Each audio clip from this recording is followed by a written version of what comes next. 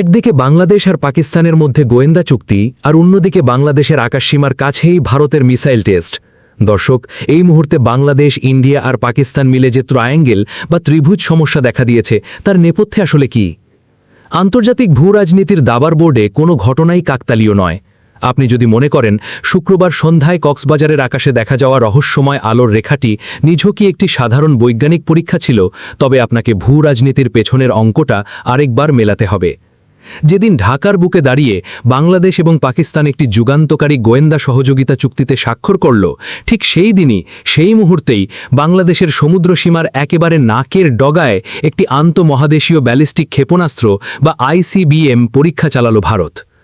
কেন হঠাৎ বাংলাদেশের আকাশসীমার এত কাছে এই পরীক্ষা? কেন আগাম কোনো জোরালো কূটনৈতিক বার্তা দেওয়া হলো না?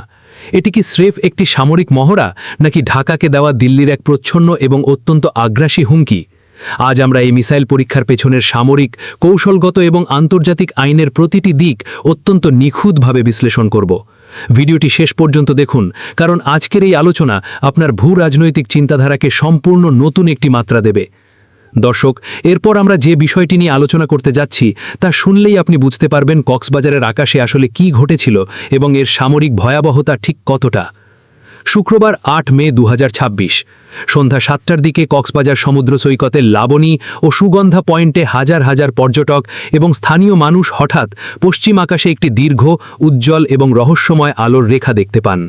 মুহূর্তের মধ্যে পুরো সৈকতে এক ধরনের আতঙ্ক এবং চাঞ্চল্য ছড়িয়ে পড়ে। অনেকেই মধ্যপ্রাচ্যের সংঘাতের কথা মাথায় রেখে এটিকে ভিনদেশী কোনো আক্রমণ বা মিসাইল ভেবে ভয় পেয়ে যান। পরবর্তীতে আবহাওয়া অফিস নিশ্চিত করে যে এটি কোনো প্রাকৃতিক ঘটনা নয়। একটি উচ্চপদস্থ গোয়েন্দা সূত্র এবং ভারতীয় সংবাদ মাধ্যম ইকোনমিক টাইমসের রিপোর্ট অনুযায়ী এটি ছিল ভারতের অত্যন্ত বিধ্বংসী আন্তঃমহাদেশীয় ব্যালিস্টিক ক্ষেপণাস্ত্র বা ICBM অগ্নি 6-এর পরীক্ষামূলক উৎক্ষেপণ। ভারতের ওড়িশা উপকূলের ডক্টর APJ আব্দুল কালাম দ্বীপ থেকে এই মিসাইলটি ছোড়া হয়। অগ্নি 6 ভারতের সবচেয়ে আধুনিক এবং দূরপাল্লার মিসাইল, যার রেঞ্জ বা পাল্লা ৮ থেকে ১০,০০০ কিলোমিটারেরও বেশি হতে পারে। কিন্তু এই পরীক্ষার জন্য বঙ্গোপসাগরের প্রায় ৩,৫০০ কিলোমিটার এলাকা জুড়ে বিধিনিষেধ আরোপ করা হয়েছিল। মিসাইলটির ট্র্যাজেক্টরি বা গতিপথ এমনভাবে নির্ধারণ করা হয়েছিল যা বাংলাদেশের সমুদ্রসীমার অত্যন্ত কাছ দিয়ে বা এক্সক্লুসিভ ইকোনমিক জোনের উপর দিয়ে উড়ে যায়। আর ঠিক এ কারণেই কক্সবাজারের মাটি থেকে এত স্পষ্টভাবে এই ভয়ঙ্কর মারণাস্ত্রের জ্বলন্ত রেখা দেখা গেছে। দর্শক, এবার আসুন সবচেয়ে স্পর্শকাতর ভূরাজনৈতিক সমীকরণে। একটি দেশের সাথে গোয়েন্দা চুক্তির পরপরই কেন এই মিসাইল পরীক্ষা? এর পেছনের আসল বার্তাটি কি? আন্তর্জাতিক সম্পর্কের ভাষায় একে বলা হয় গান বোর্ড ডিপ্লোম্যাসি বা হার্ড পাওয়ার প্রজেকশন। ঠিক যেদিন বাংলাদেশ এবং পাকিস্তানের স্বরাষ্ট্রমন্ত্রীরা ঢাকায় বসে মাদক, অর্থপাচার এবং আন্তঃসীমান্ত অপরাধ দমনে একটি অত্যন্ত গুরুত্বপূর্ণ গোয়েন্দা তথ্য বিনিময় চুক্তিতে স্বাক্ষর করলেন, ঠিক সেই দিনই ভারতের এই মিসাইল পরীক্ষা চালানোটা কোনোভাবেই সাধারণ ঘটনা নয়। ভারত সবসময়ই দক্ষিণ এশিয়াকে নিজেদের একছত্র প্রভাব বলয় বা কৌশলগত উঠান বলে মনে করে। বিশেষ করে বঙ্গোপসাগরকে ভারত নিজেদের কৌশলগত হ্রদ হিসেবে দেখতে অভ্যস্ত। কিন্তু বাংলাদেশ যখন চিরশত্রু পাকিস্তানের সাথে সরাসরি গোয়েন্দা চুক্তিতে আবদ্ধ হল, তখন দিল্লি স্পষ্ট বুঝতে পেরেছে যে ঢাকা এখন আর তাদের একক প্রভাব বলয়ে আটকে নেই। বাংলাদেশ এখন একটি স্বাধীন এবং ভারসাম্যপূর্ণ পররাষ্ট্রনীতির পথে হাঁটছে। এই চরম অস্বস্তিকর বাস্তবতাকে মেনে নিতে না পেরেই ভারত তাদের পেশি শক্তির আস্ফলন দেখালো। বাংলাদেশের আকাশসীমার এত কাছে একটি পরমাণু অস্ত্র বহন করা সক্ষম ব্যালিস্টিক মিসাইল পরীক্ষা করে দিল্লি মূলত ঢাকা এবং ইসলামাবাদ উভয়কেই একটি কঠোর মনস্তাত্ত্বিক বার্তা দিতে চাইল। ভারত বোঝাতে চাইল যে কূটনীতির টেবিলে তোমরা যত চুক্তিই করো না কেন, এই অঞ্চলের চূড়ান্ত সামরিক আধিপত্য এবং ফায়ার পাওয়ার ভারতেরই হাতে। এটি মূলত একটি সাইকোলজিক্যাল অপারেশন বা মনস্তাত্ত্বিক চাপ সৃষ্টির কৌশল, যাতে বাংলাদেশের সাধারণ মানুষ এবং নীতি নির্ধারকদের মনে এক ধরনের ভীতির সঞ্চার হয়। কিন্তু দর্শক, আন্তর্জাতিক আইন কি বলে? ভারত কি চাইলেই এভাবে অন্য দেশের সীমানার কাছে এমন ভয়ঙ্কর পরীক্ষা চালাতে পারে? আসুন আইনি দিকটি বিশ্লেষণ করি। সামরিক এবং এভিয়েশন আইনের ভাষায় NOTAM, NOTAM, notice two airman বলে একটি শব্দ রয়েছে। ভারত এই মিসাইল পরীক্ষার আগে ৪ থেকে ৯ মে পর্যন্ত বঙ্গোপসাগরের নির্দিষ্ট আকাশসীমায় একটি নোটাম জারি করেছিল। এর অর্থ হল তারা আন্তর্জাতিক এভিয়েশন বা বিমান চলাচল কর্তৃপক্ষকে জানিয়েছিল যে ওই সময় নির্দিষ্ট আকাশসীমায় কোনো বাণিজ্যিক বিমান যেন চলাচল না করে, কারণ সেখানে সামরিক পরীক্ষা চলবে।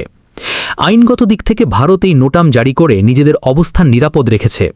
ইউএন ক্লজ বা আন্তর্জাতিক সমুদ্র আইন অনুযায়ী আন্তর্জাতিক জলসীমায় বা উচ্চ আকাশে এমন পরীক্ষা চালানোর সুযোগ রয়েছে। কিন্তু আইনি বৈধতা আর ভালো প্রতিবেশীর আচরণ এই দুটি সম্পূর্ণ ভিন্ন জিনিস। একটি প্রতিবেশী দেশের সীমানার এত কাঠ দিয়ে যখন একটি আইসিবিএম ছোড়া হয়, তখন শুধু এভিয়েশন কর্তৃপক্ষকে একটি ইমেল করাই যথেষ্ট নয়। কূটনৈতিক শিষ্টাচার অনুযায়ী সেই দেশকে আগাম আশ্বস্ত করার প্রয়োজন ছিল। কিন্তু ভারত সচেতনভাবেই ঢাকাকে সরাসরি কোনো কূটনৈতিক ব্রিফিং দেয়নি, কারণ তাদের মূল উদ্দেশ্যই ছিল এক ধরনের আকস্মিক ভীতি তৈরি করা। দর্শক, এরপর আমরা বাংলাদেশের সামরিক সক্ষমতার যে বাস্তব চিত্রটি তুলে ধরব, তা শুনলে আপনি বুঝতে পারবেন এমন পরিস্থিতিতে আমরা আসলে কতটা অরক্ষিত। একটি ব্যালিস্টিক মিসাইল যখন বায়ুমণ্ডল ভেদ করে আবার নিচে নেমে আসে, তখন তার গতি শব্দের চেয়েও কয়েক গুণ বেশি থাকে। কোনো কারণে যদি উৎক্ষেপণে যান্ত্রিক ত্রুটি দেখা দিত এবং মিসাইলটি তার নির্দিষ্ট গতিপথ হারিয়ে বাংলাদেশের ভূখণ্ডে যেমন কক্সবাজার বা চট্টগ্রামে আছড়ে পড়ত, তবে কি হতো? নির্মম বাস্তবতা হল, এই ধরনের আন্তঃমহাদেশীয় মিসাইলকে মাঝপথে ধ্বংস করার মতো কোনো প্রযুক্তি বা সক্ষমতা বর্তমানে বাংলাদেশের নেই।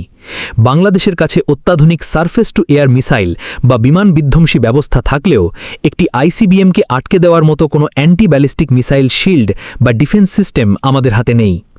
অর্থাৎ আমরা সামরিক দিক থেকে এই ধরনের উচ্চ প্রযুক্তির হুমকির সামনে একেবারেই অরক্ষিত।